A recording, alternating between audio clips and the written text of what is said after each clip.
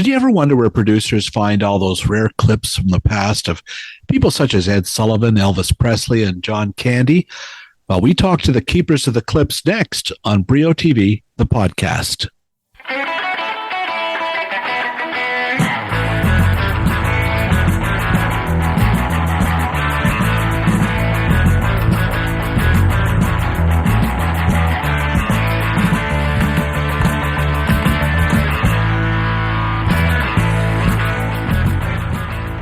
Hi, everybody. I'm Bill Brio, and we're going to travel deep inside the CBC Broadcast Centre in Toronto to speak to two experts when it comes to locating lost media nuggets. Meet Dan Dimopoulos, Senior Manager, Content Lifestyle, and Ann Cox, Senior Manager, Library Service. They're two key figures at the CBC Archive and help oversee a massive collection of radio and television. Everything from Hockey Night in Canada broadcasts dating back to 1952 to episodes of old favorites such as The Friendly Giant, Front Page Challenge, This Hour Has 7 Days, and even more recent shows such as Codco and The Kids in the Hall. In total, it's estimated that CBC Radio Canada has approximately 1.5 million hours of digitized material in the archive, including over 215,000 video and over 270,000 audio assets. These materials help not only Canadian documentarians, but producers from the United States and all over the world. In fact, several documentaries premiering at this year's Toronto International Film Festival boast CBC archive clips, including the John Candy doc, I Like Me, and others looking at both Lilith Fair and the famed 1972 production of Godspell in Toronto. Let's head into the vault then and meet Dan Dimopoulos and Ann Cox. Well, thank you both, Dan and Ann, and I appreciate this. I have a great interest in the archive. I've been writing about TV for many years, and I collect 16-millimeter film. I have a basement full of these things here. You know, we got all kinds of reels of film. I've been doing it all my life pretty well. And I was down at the archive several years ago and had a tour and was just knocked out by how impressive it is. It's a stunning collection. And in my opinion, I don't think there's a network television broadcast collection like that. As nice as that anywhere else. I don't think you'd find it at ABC or NBC, right? Oh, wow. Yeah, it's we're very proud of it. I mean, CBC's legacy is quite deep when it comes to video and audio archives. And as you said, Bill, coming and seeing it, I'm actually down in our basement one area in Toronto. So when you did your tour with some of our colleagues, I decided I'm going to come here. I've got some old film library imagery in the background. I'm a bit of a film guy myself, so I've got some reels and some cans up adorning my walls in my theater room at home as well. That's awesome. I'm a definite 16-millimeter guy, and I have even a couple of CBC shows. I have one episode of Telescope with Rich Little. Oh, and I've got. I just picked up, I think an NFB film on Paul Anka. But, you know, a lot of my collection is more like Laurel and Hardy's and old TV shows from the States, like the Dick Van Dyke Show, things like that. So I'm fascinated by preservation. We'll get into all that. But what really just piqued my interest lately, I did a podcast with Margo, who is the producer and the granddaughter of Ed Sullivan, Margo Precht Speciale. And there's this great interview in the middle of that documentary called Sunday Best with Patrick Watson from CBC interviewing Ed Sullivan. And she said that was obtained through your services. So she searched everywhere to find an interview, and she said that was the best one they could have found. Sullivan was really very humble, and the questions were great. So I guess I'll start with, if somebody's making a documentary, how do they discover what they're looking for amongst your collection? And I'm not sure if Ann, is that your area? Yeah. I can delve into that a little bit. We have a department called Archive Sales, and they're the ones who deal with anyone making a documentary or anybody who wants to get a piece of our collection, or a clip or something for personal use as well. So they have a website that you can go to and search a curated part of our collection just to get a sense of what we have.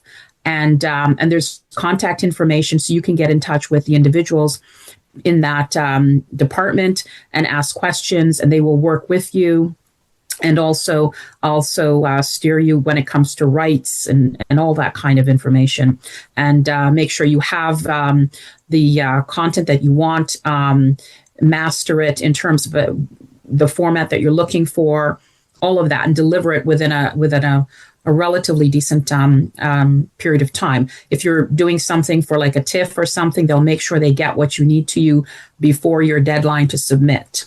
Yeah. And might take 2 or 3 weeks, or?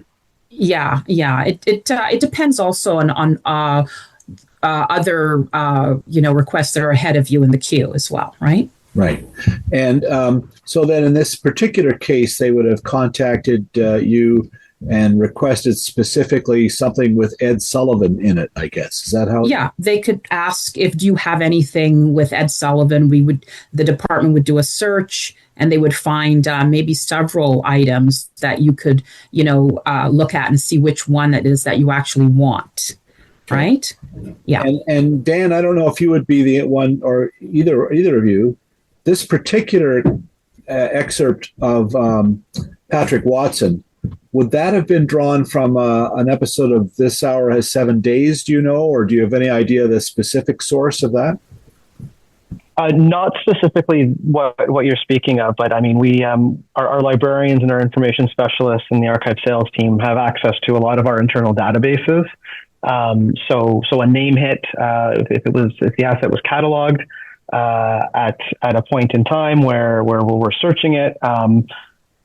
It would come back, and we would determine where it exists within our ecosystems. It's still on film that needs to be digitized. Have we digitized it as part of our ongoing processes? Does it exist on a tape somewhere? So the legacy of maintaining the archive at CBC has been something we've been doing for decades now, and basically rolling with technology and the need, right? Let's just bring people in on the scope of the search here. This is sort of like the last scene of Raiders of the Lost Ark, right? I mean, from what I understand, you have over 215,000 video assets, 270,000 audio, and just physical film holdings, over 90,000 cans of film. Holy smokes. Yeah, it's so when we talk about it being a large archive and a large legacy, since the 30s in radio and since 1952 for television, it adds up. Those numbers are actually what we've digitized to date through our project. Newer assets that were born digital also exist in our system. Our film holdings as well. Some of them we digitized, some have not been digitized. Some remain at Libraries and Archives Canada, but we can recall them as needed. But yeah, the scope and the scale is pretty high. For CBC Radio Canada, we're talking about, in terms of digitized assets, we're talking about roughly 1.5 million hours worth of material. Wow, that is impressive. Just to follow on some of that, when someone requests it, and generally you have things already digitized, but say somebody had something in your catalog that was not yet digitized.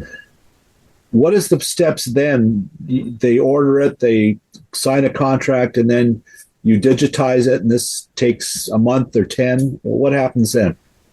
Well, and I can take that. Generally, it also depends on the type of request. So for some of this year's Toronto International Film Festival requests, the requests come in at 4K.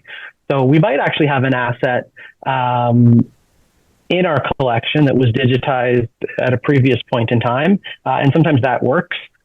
Sometimes a production would be willing to pay for a new transfer, a new restoration work on that asset. Wow. So our archive sales team would facilitate requests to say, hey, we need a 4K transfer for this.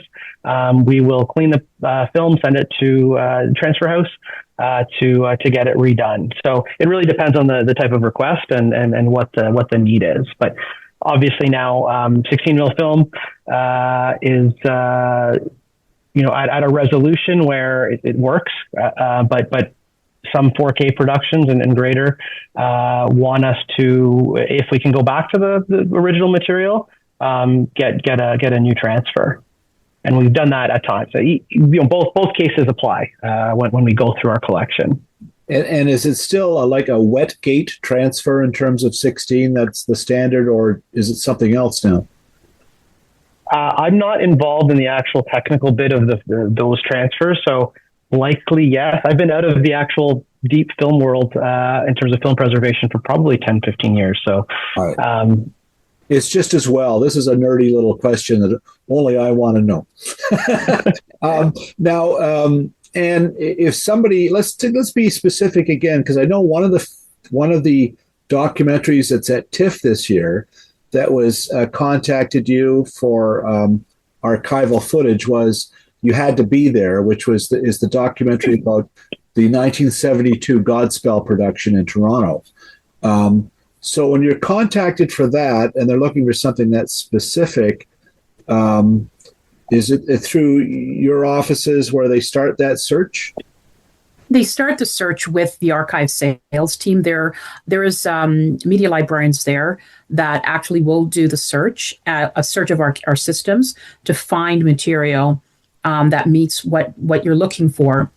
Then they will find the material and they will show it to you beforehand in a kind of an MP4, so you can see what it looks like. Is this what you're really looking for?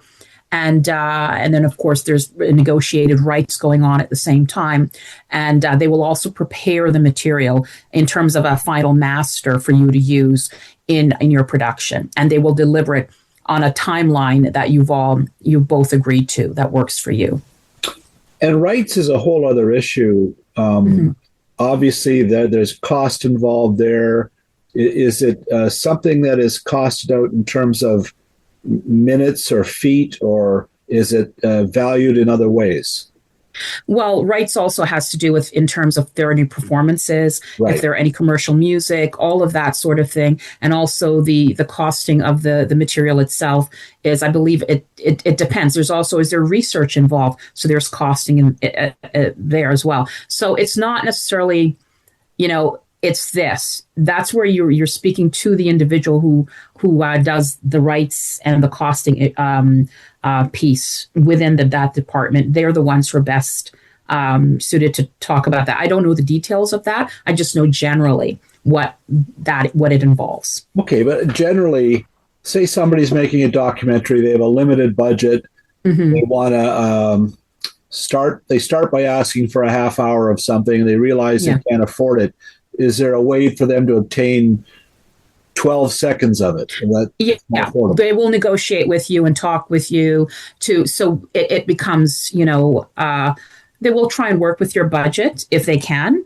But it's not this is it or that's it, that kind of thing. They will have conversations and see. Yeah, and those masters get conformed like to a frame specific request, mm-hmm. right? Like those MP4s that Ann will speak to will have our time code, and those discussions are had based on, we need this shot from this in, this out, to end this shot, and in many cases it does end up being 30 seconds here, a minute and a half over here, this soundbite.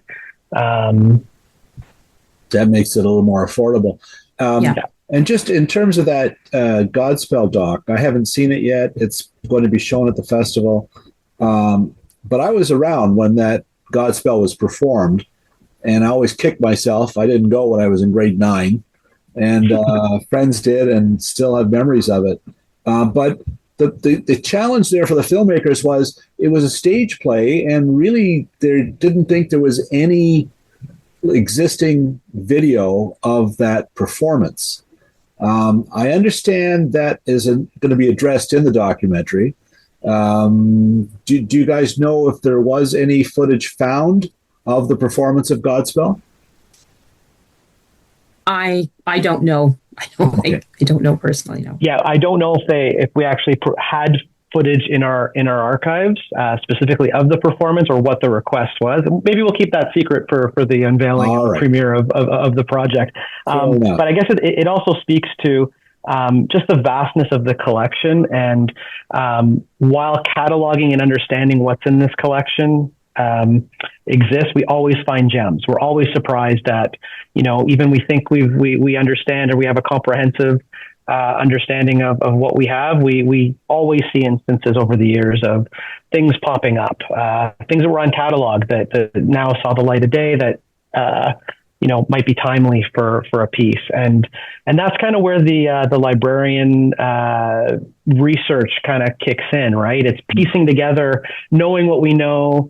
I think from a production standpoint, internally and independent productions, if you spend a little bit of time digging a little bit and finding clues, sometimes you can come up with, the rare stuff that hasn't been seen. And I know that. Go ahead. No, but let me ask you both this, if you could think about that. What's really blown your mind? Whatever you stumbled upon that you thought, I can't believe we have this. Has there been images and footage or video? I'll give you my example. I found years ago, searching at CBC, I watched I think the front page challenge episode, which has Malcolm X. And it was fascinating to me because he was charming and really, at the time, even his name kind of evoked fear amongst, people on television in 1964, 65. But my goodness, he was somebody that presented in a whole other way. And it was an enlightening clip. Were there things like that you've seen that you were just amazed to find? Well, the librarian who works in archive sales told me one day she was scrolling through some stuff, found Jimi Hendrix playing away on his guitar. Wow. And it had not been cataloged. And it was like, wow. Yeah. And we were just, and then we just went on this, nerdy librarian chatter about it, So, yeah, things like that. Yeah, that is amazing. Pretty cool. Dan, do you have an example?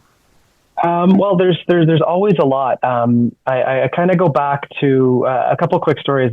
Back when I started with the CBC, I did work in the film archives, and I was honored to go through series like Telescope and the early nature of things to preserve the collection, test it for vinegar syndrome, and make sure the conditions were all good. That's part of our preservation and work that we do. But the nature of things, what struck me about that series is it's been going on for a long time. When you look at the content, you just need to update the pictures and the stories are similar. Like what they were saying and what they were doing in the 70s and 80s could apply to the 90s, 2000s, 2010s. So that was fascinating. But we always come up with gems, and we always are amazed at some of the things that we see. And actually, in thinking about this chat today, I did a little bit of searching and digging with a colleague of mine. And one of the probably not so well-known assets we have is a CBC Drama Festival, the festival series. Yeah. What our records indicate is Bruno Gerussi and William Shatner did Julius Caesar, Shakespeare, in 1960. Oh, that's amazing. So you get these weird not weird, but you get these really interesting, like, oh my gosh, how did that come about, right? And we're looking at it from our perspective now, going, oh wow, that's something. I know that. I'm sorry, Dad, just to hear Shatner go, "Is this a dagger I see before me?" Like that there's a treat. I'd love to. Yeah, you'd get some Shatner delivery there. I know when we were speaking with our archive sales colleagues, the one thing that they did say about some of the material they provided that's Toronto Film Festival related for this year is Baz Luhrmann's epic Elvis Presley in concert. Yeah. We found Elvis from Toronto and from Ottawa. He didn't really tour outside of the U.S. Oh, exactly. And really rare. Fantastic. Wow. Yeah. So like that's the sort of thing that we can find and we have in our archives, right? CBC covered that in the 50s. 57 or something, right? Yeah. You must have the Beatles in Toronto or Vancouver or Montreal as well, I guess.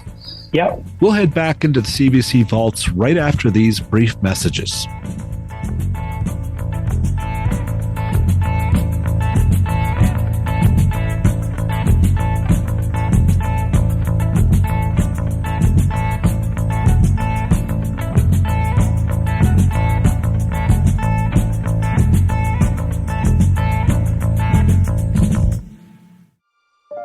What's new on Super Channel? Well, for one thing, the all-Canadian streaming service has the award-winning new documentary Happy Clothes, a film about Patricia Field, designer to the stars.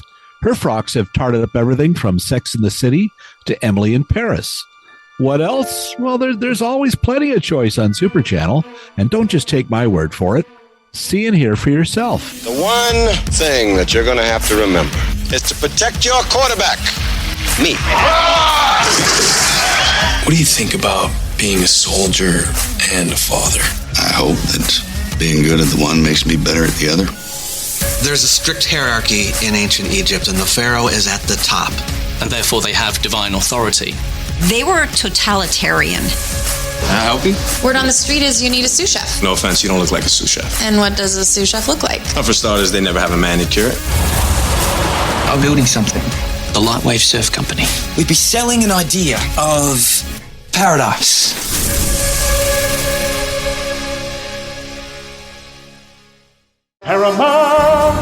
Here on the Mountain of Entertainment, we take crime off the streets and bring it right into your living room. We're throwing the book at boredom with every episode of Matlock, Watson, Elsbeth, and the biggest crime lineup you've ever seen.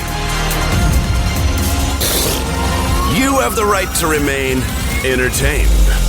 Stream Paramount Plus from $6.99 a month. You're gonna need backup here. Paramount Plus.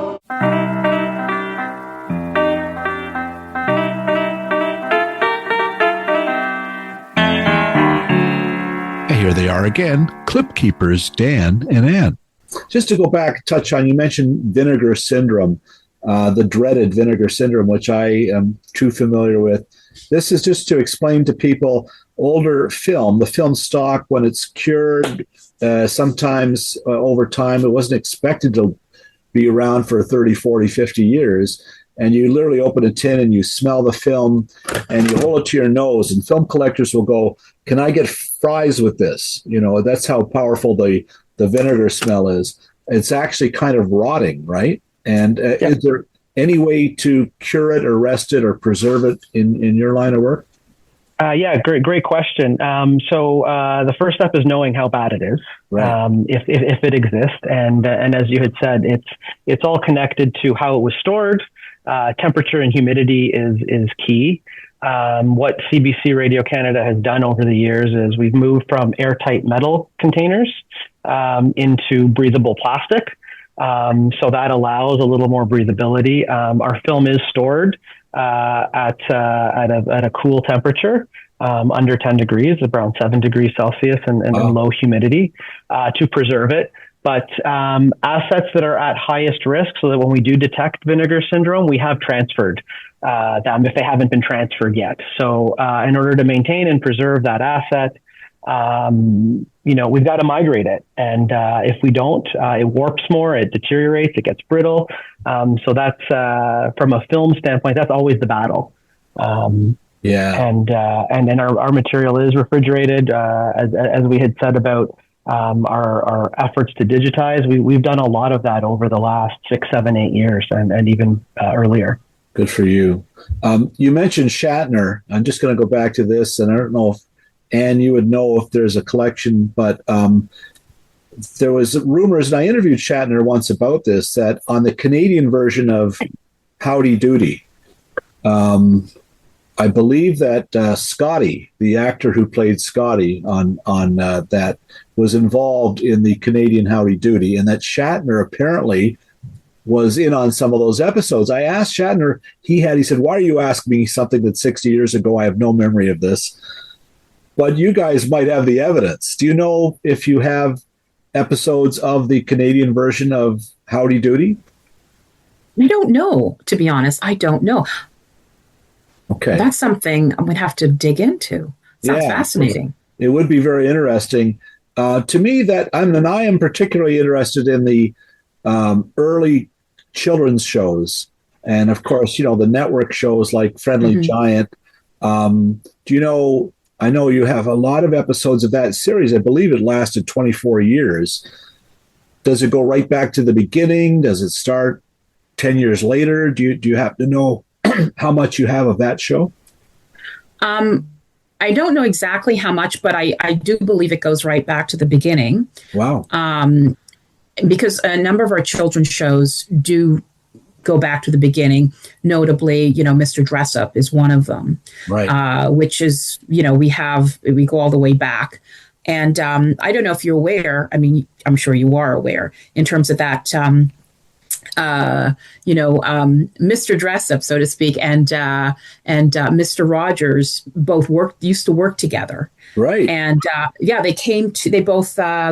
American. Mr. Dressup is American, came here with Mr. Rogers, and Mr. Rogers' Neighborhood basically started here, the first 100 episodes, a slightly different title.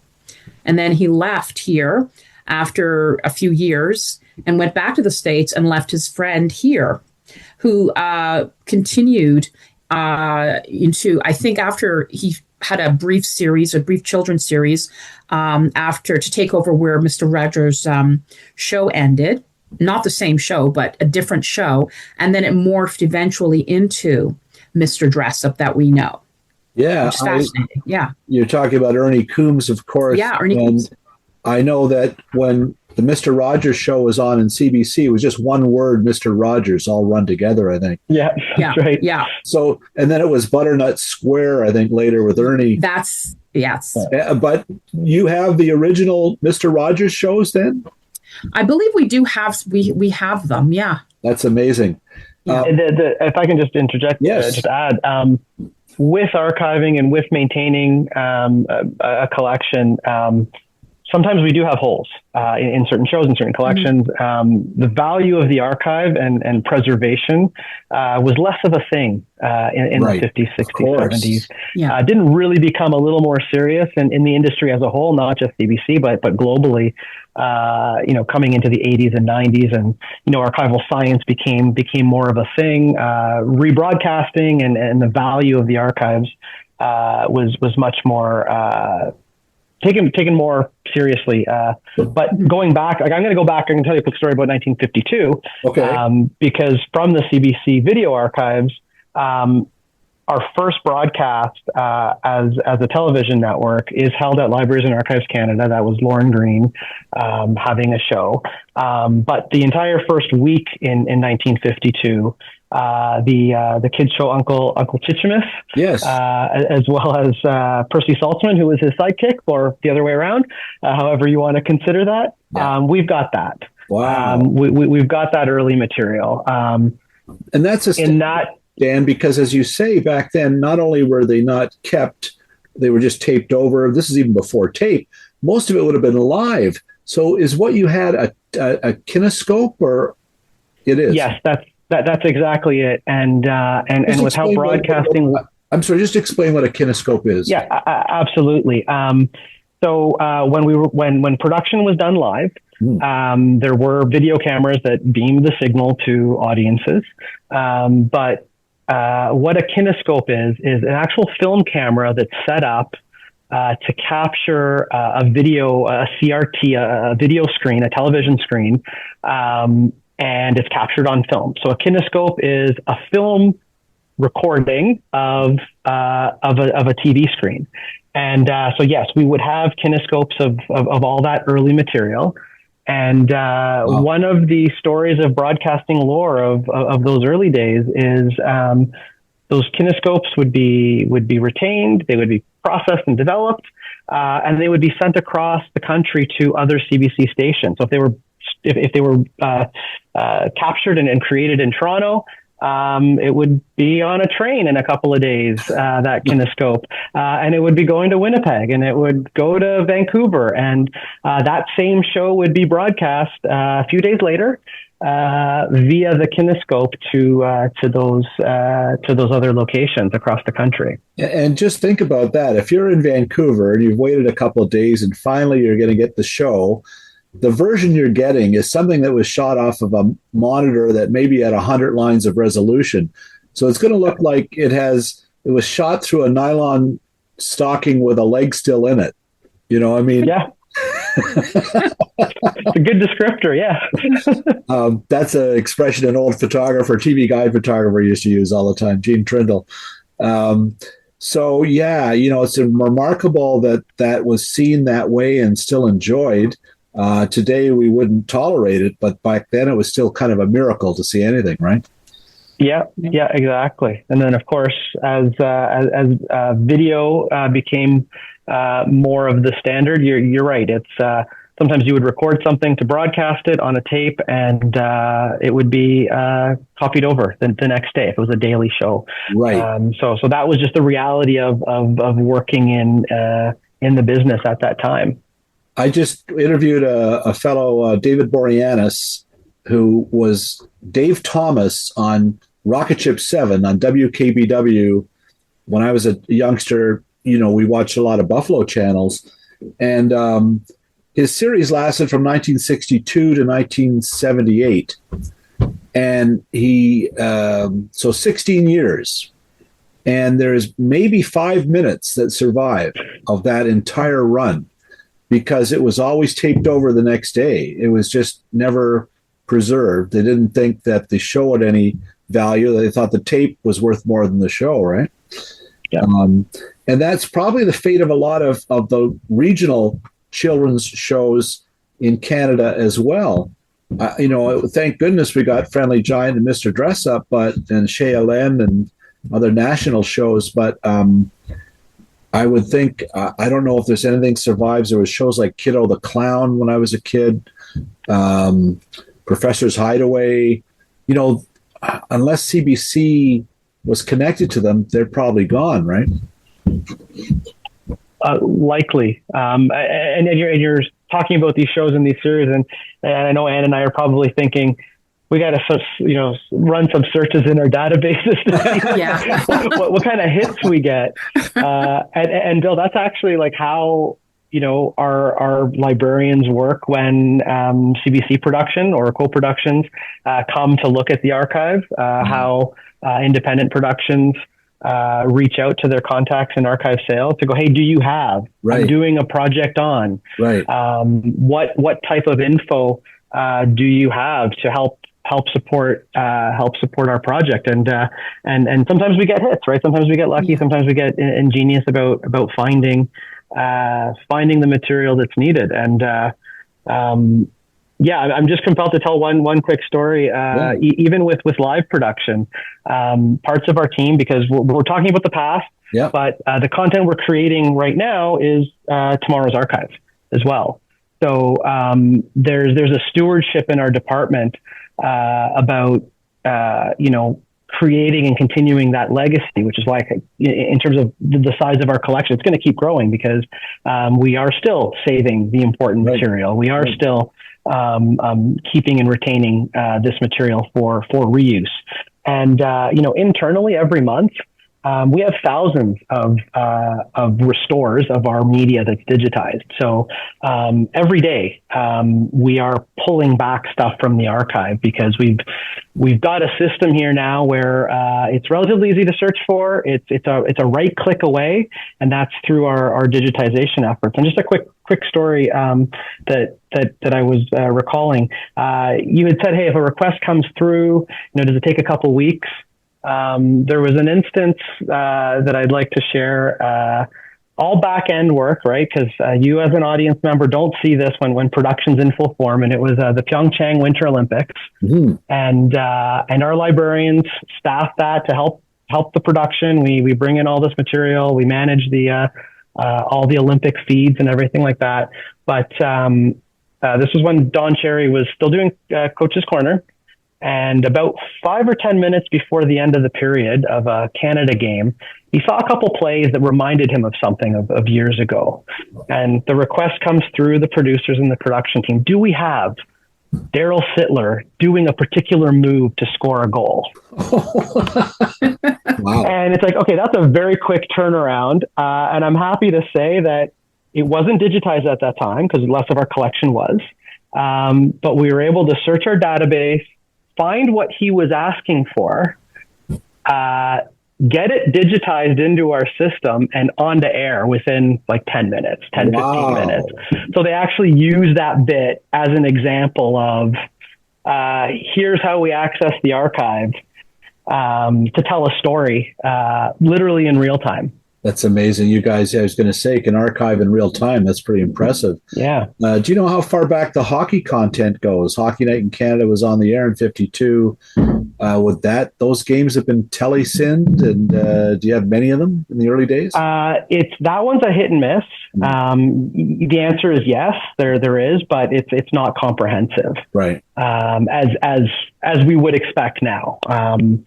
When, the same sort of thing. It's were they all made into kinescopes? Who's retaining it? All that. So the answer is yes, it's in the collection, but I wouldn't go as far as to say it's every single NHL game since the 50s. Yeah. Don't go away. Dan and Ann will be right back.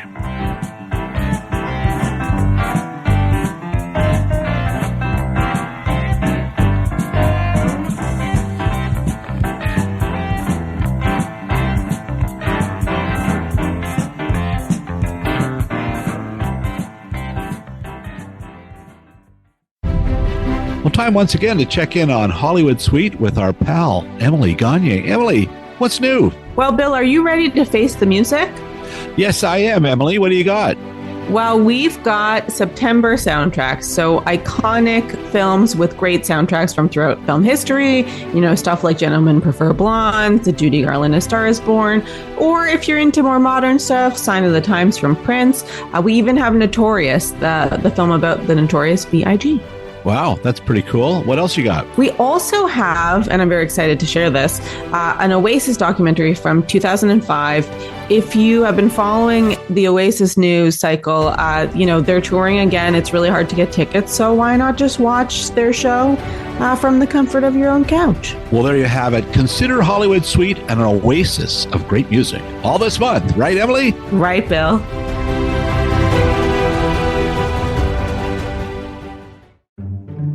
Attention Marx Brothers fans, here's a dream come true, a chance to see A Night at the Opera on a big screen in a packed theater. It's coming up on Sunday, September 21st. It's going to be the Westdale Theater in Hamilton.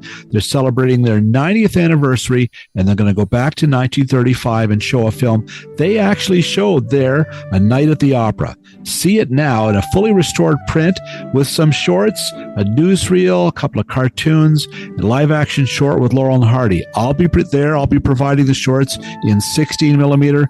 See the Marx Brothers Sunday, September 21st, 7 p.m. You don't even have to say the Sacred Void. For more information, go to thewestdale.ca.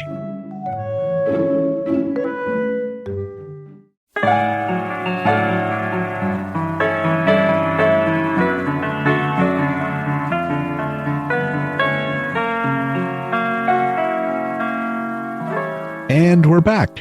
Is the hunt still on for lost shows? Is there a list of, I know in the States for years it was like they didn't have the first Super Bowl or the first pilot for All in the Family kind of thing. Do you guys have a list of, boy, our lost list is XYZ. We just got to get the first, whatever it is, Pierre Burton show or the first panel show or anything like that? I wouldn't say it's an actively, like, we've got a list on a wall that we put out open calls for, but certainly sometimes requests internally and from the public or from production come because they've heard of something and they're asking a search. There are a few assets that we know, like, we haven't been able to find. Stuff has gone missing. So it exists, but we don't have a glaring, this is the holy grail of what we're missing.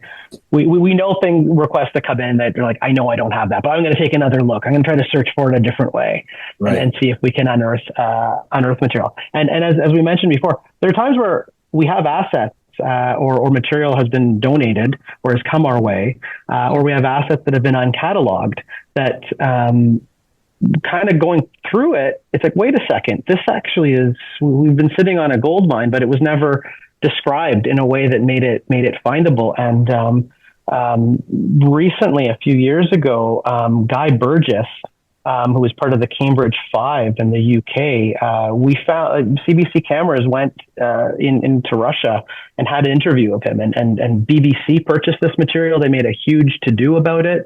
But it was our archivists, our librarians who unearthed it and went, wait a second, this is something.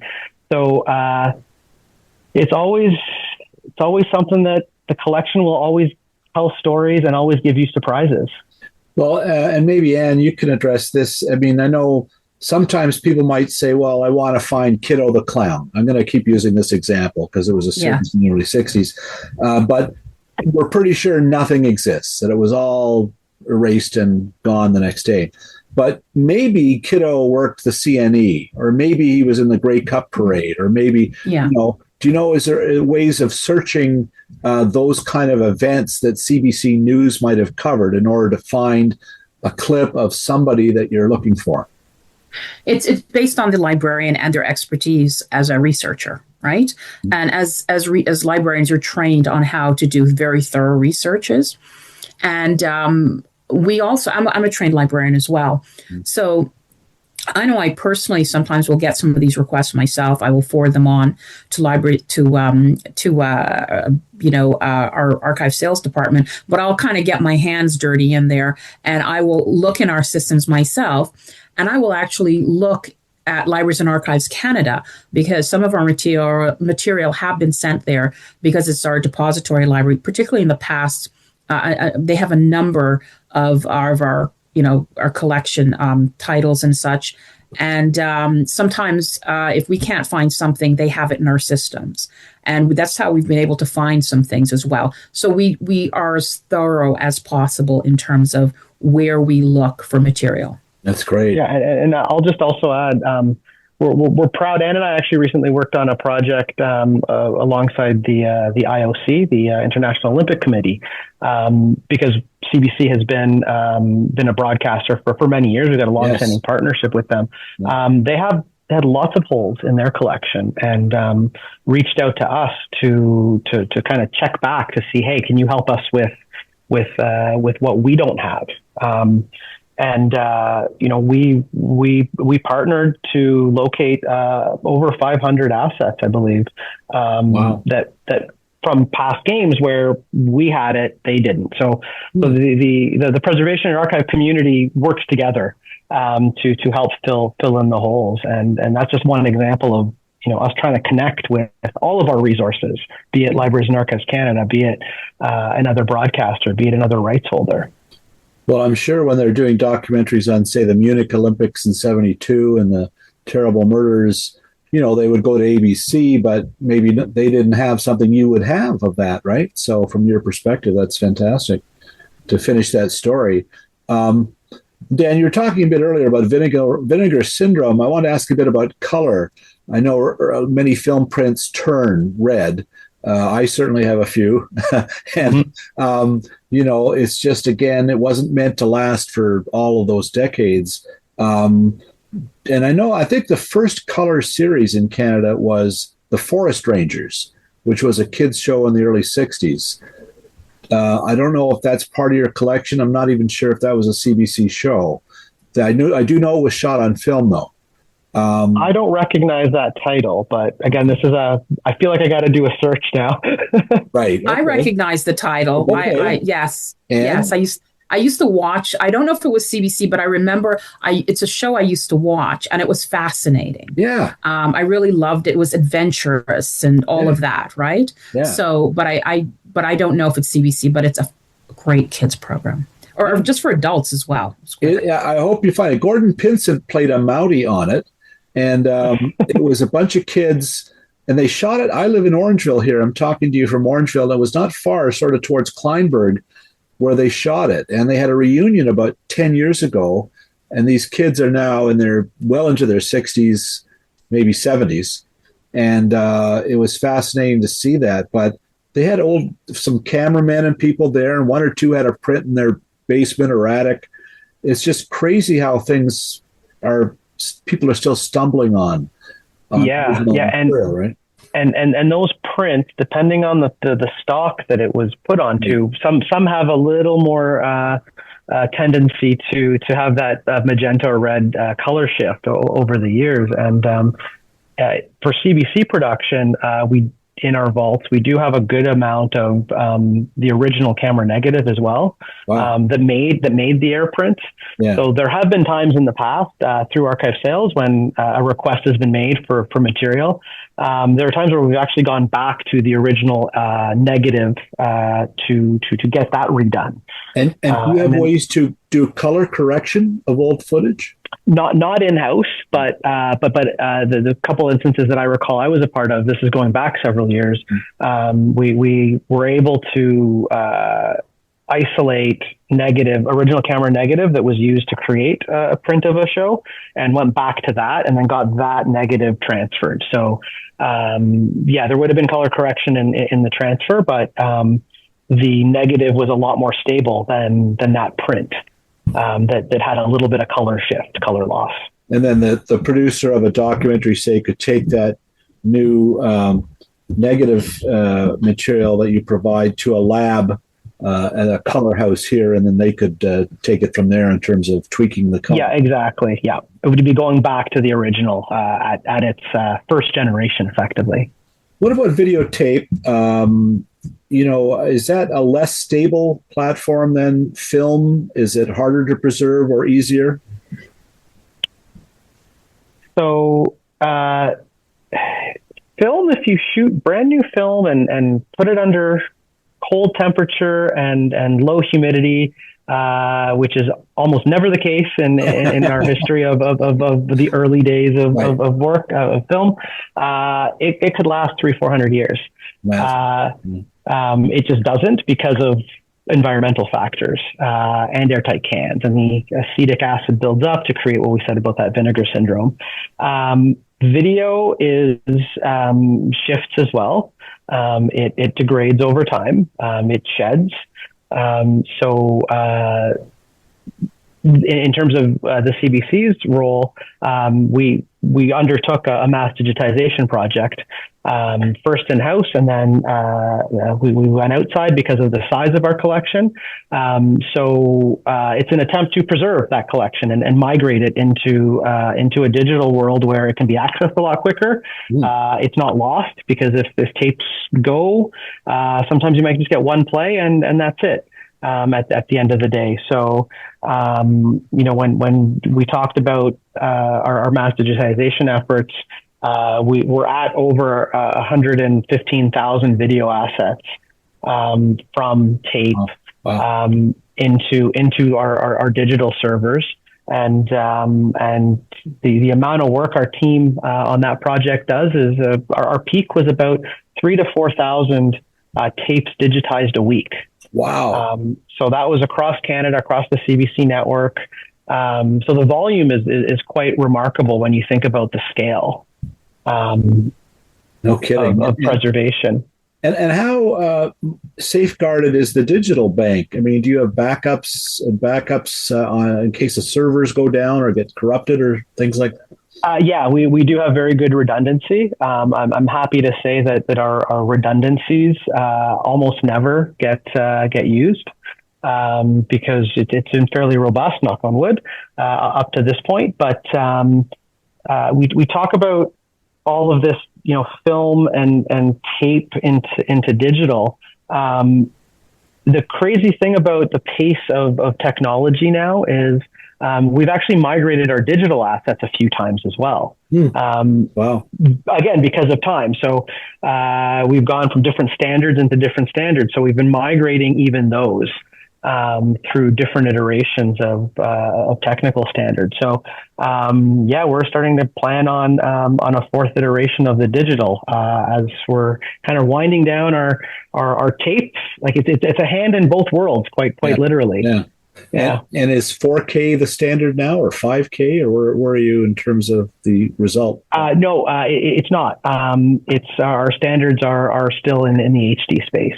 So you can't get 4K really resolution out of a digital Betacam or an SX tape from the early 2000s. So quality wise, it's the sweet spot of reflecting the original, but not overdoing it unnecessarily. Can you get a 4K out of an old film? We've done transfers as such. Obviously 35. If it's a 35 print, you get a lot better resolution. 16 will still look like 16, but I believe we did that with some of our TIFF sales, archive sales this year.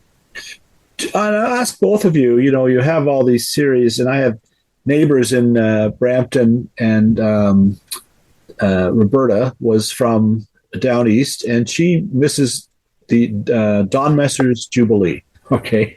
She wonders, why can't I go on CBC Gem and just watch old episodes of Don Messer's Jubilee?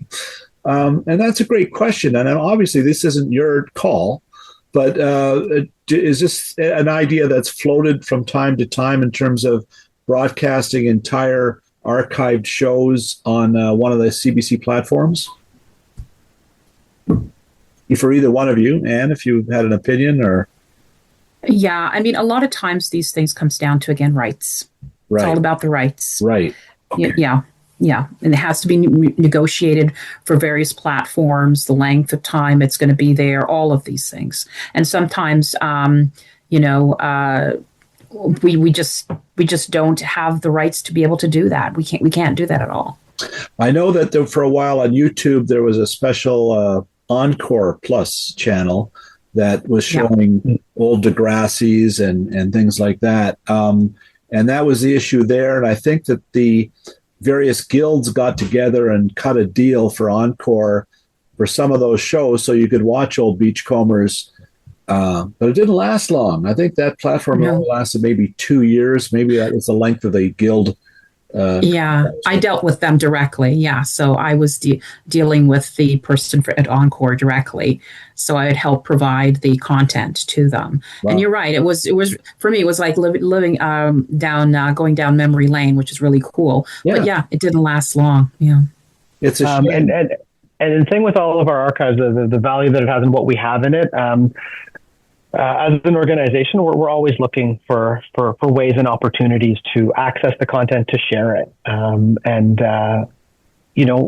What we're talking about now, we might have updates. There might be a change in agreements and a further opening up, because I've had the questions myself through friends of friends, like, hey, where's Codco? Right. That sort of thing. Good question. Exactly, and it's the answers are usually we have most of it, and it's the rights that end up not opening it up as much as some of us might like. I know some of the Beachcombers are still showing in their later seasons, but not the early ones, and I guess that's a rights thing. Different eras had different contracts with performers and music. And that's also an issue, right, Ann? It's not just a blanket 20-year run of a series. It could be seasons 1 to 7 is one contract, and then another for later, right? Yeah, exactly. I mean, exactly. Take Mr. Dressup, for example. There are periods we don't own the rights to Casey, so we can't show anything. Really? Exactly. And then the later shows were good, right? So you have the rights to Finnegan, but not Casey? Sorry, I meant we don't have the rights to. Was it? Yeah, yeah. That was it. Yeah, it was the rights issue with the puppets. Can you believe that? Wow. No, So, I can't. Yeah. So yeah. That's how it. On the Beachcombers front, I will say we do actually have every episode of the Beachcombers. Okay, well there we go. Including the unaired and unfinished pilot. Oh, cool! To actually like green light the entire series. Oh, we got to get that somewhere where we can see it. That's amazing. And just this whole Finnegan thing. Eric McCormick, the actor, he and his wife, their son's name is Finnegan.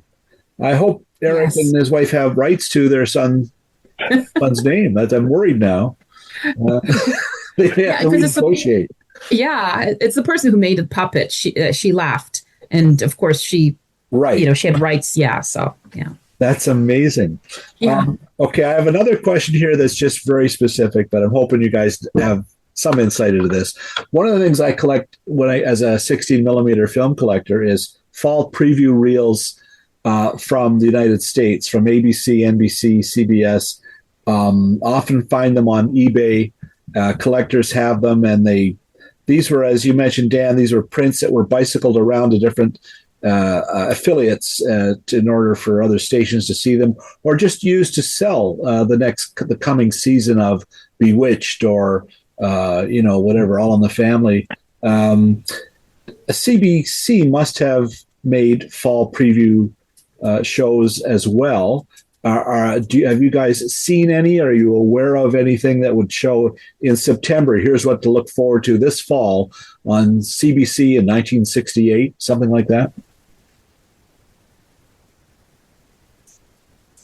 Too specific an example. I'm looking off in the distance, trying to recall my my film days, and I'm sure we had elements of that's basically an internal or a promotional type of a material. So almost like a teaser.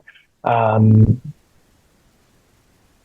would venture that we must have elements of that were retained. Probably not thorough and robust, but between our video holdings and our film holdings, it wouldn't surprise me through the millions of hours we've got something there that was used for that type of promotion.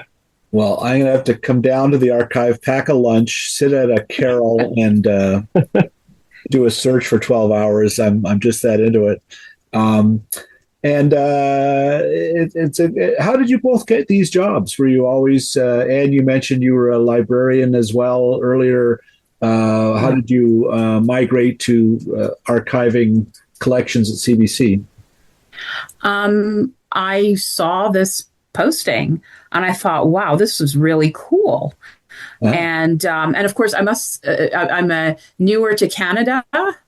I came here when I was 9. So when I came here, CBC was it for me. That's how I learned a lot about Canada.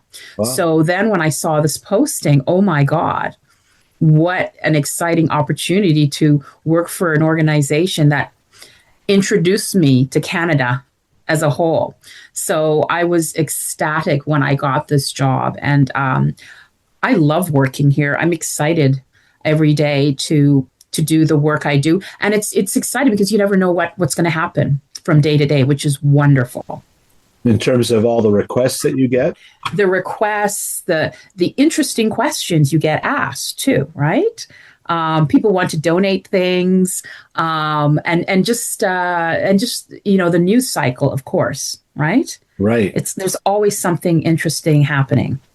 In terms of films at TIFF this September, another one is Lilith Fair, Building a Mystery, the documentary on that. I guess they were coming to you looking for images there as well, right? Yeah, they went to archive sales looking for material. And of course, we were able to provide them with what they needed to obviously, help them create the content that they wanted to create, right? Yeah, absolutely. Great. Dan, how did you stumble into CBC?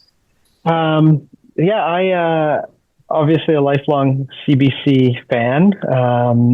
I once graduating university, I did film production. Where did you study? I went to York University, and it was a film and TV program. And I think my timing worked out quite well because it was in the transition of the program between film and video. So we dabbled in both. First year was Super 8. We did 16, Super 16, but also did video. So I thought I'd be a cinematographer. That was I thought my future was. So the idea of film stocks and lighting and everything film was what always interested me. And there was an opportunity shortly after I graduated, working in the film archive, and I knew my stocks. I knew, I loved that bit. So the first part of my CBC career was spending days with a jacket on in our vault, assessing the collection and doing the librarian thing there. And as our broadcast world became more digital, what I love is applying that prudence of archival support and preservation so that it can be reused in production. And it's turned into, becoming a planner in terms of how does this fit in? How does this fit with our current needs? How do we plan for the future? As I said earlier, right? Today's news is tomorrow's archive. So how does that play across our retention and how we reuse and how we provide solutions across this really crazy technology that we now have in broadcasting and in the world to, really, make sure that we can create content that is creative, but it has all the right assets. So a content creator can dip into the archive easily and tell a story to Canadians in a way that maximizes this incredible archive. Are there particular regions of Canada that you really would like to get more, like in the Arctic? I know, there's that great find they made up in Dawson City, I think, several years ago. Or, as you mentioned, it can never be too cold, right? They found film buried under a hockey rink or something, and they pulled them out of the snow, and a lot of those reels were able to repair and to archive, right? Are you looking for film from areas like that still? Are they high on the list? That film would have been very well preserved because of the temperature and the climate there, I would say. Right. Well, in advance of us doing our mass digitization project, we had to survey all of our locations and get an inventory of the collections. And there are still rooms, and we thought we've done all that, right? We've done that pass. We put the stamp on. We've done Halifax. All that material has been brought over. It's been assessed. We're running it through our digitization chain, and then Murphy's Law is 6 months later. It's like we found another box. We found something else. Wow. Another donation comes in. So, it always lends itself to more stuff coming. I don't think there's anything that we don't think we don't feel that there's a gap or that, hey, we're really missing something from a region if we think about Canada from coast to coast. Gotcha. But I'll tell you, it wouldn't surprise me if even after my last calls, even after hey, everybody double check, something will show up from a storage room or somebody's basement or something like that we then have to assess to go, what is this? Is it a copy? Is it something that we've been looking for? Is it a hole in our collection? Well, thank goodness people are still donating, and I guess there's maybe commercial agencies might have boxes of old ads. Even I guess you're getting calls from all over. If people do feel they have a collection of film, how do they get in touch? What is the best way to donate materials to CBC?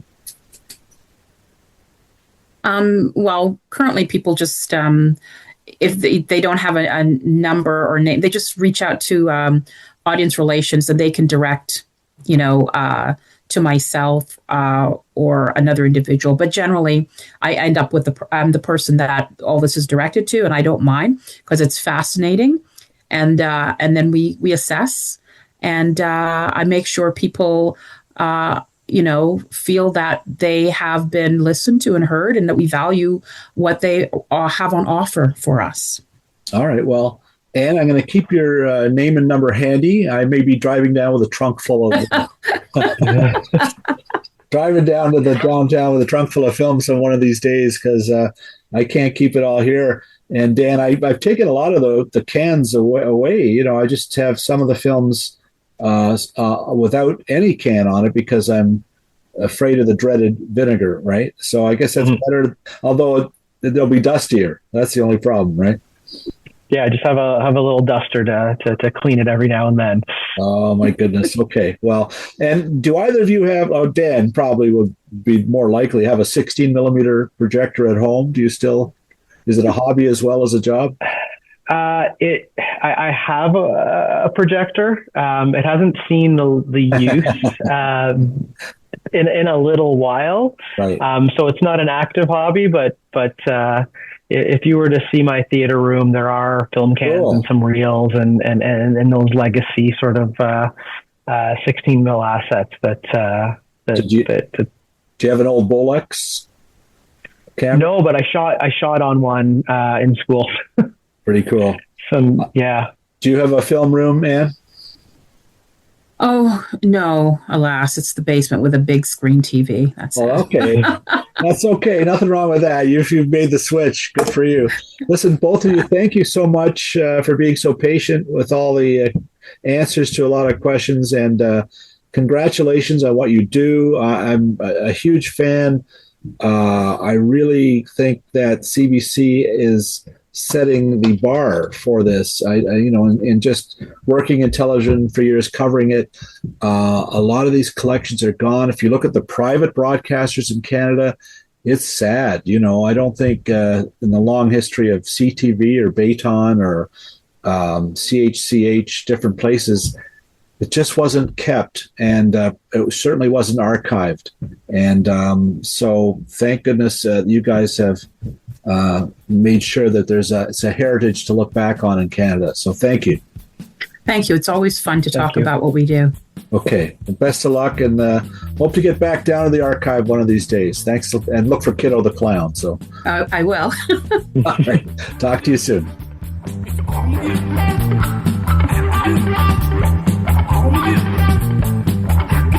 Thanks again to Dan and Ann and all at the CBC Radio Canada Archives. Thanks as always to producer Phil Hong for making sure these podcast episodes are all worthy of preservation. Kudos to BJ Del Conte, Paul Boudra, Stephen Dudley, and the Crispy Critters for music that has stood the test of time. Finally, thanks to you, listener. If you like what you heard, please spread the word. I'm Bill Brio. Thanks for listening.